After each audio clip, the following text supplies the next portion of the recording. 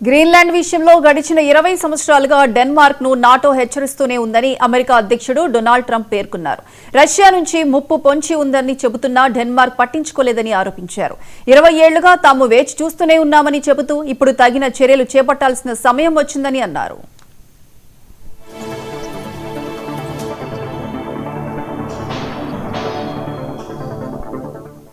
Greenland స్వాధీనం విషయంలో తన వైఖరిని సమర్థించుకుంటూ ట్రంప్ తన ట్రూత్ సోషల్ ఖాతాలో ఓ పోస్ట్ పెట్టారు. గ్రీన్లాండ్ లో తమ నియంత్రణలోకి తెచ్చుకోవడం ఖాయమని ఆయన తేల్చి చెప్పారు. రష్యాను ఎదుర్కోవడంలో డెన్మార్క్ విఫలం కావడంతో భద్రతా కారణాల దృష్ట్యా తాము ఇప్పుడు చర్యలు తీసుకోవాల్సి వచ్చిందన్నారు. సమయం వచ్చింది కాబట్టే ఈ విషయంలో తాము కల్పించుకున్నామని అన్నారు.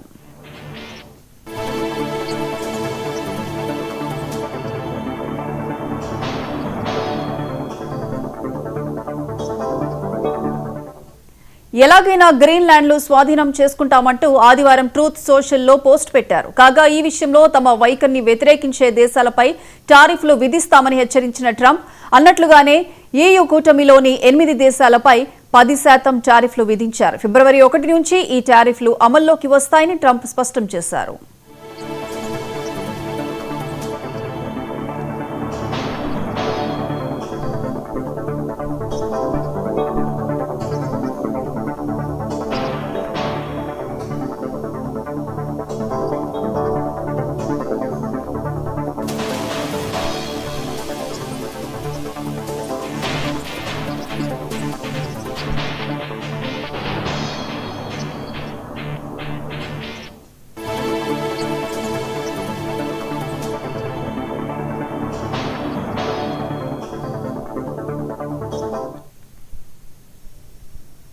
పల్నాడు జిల్లా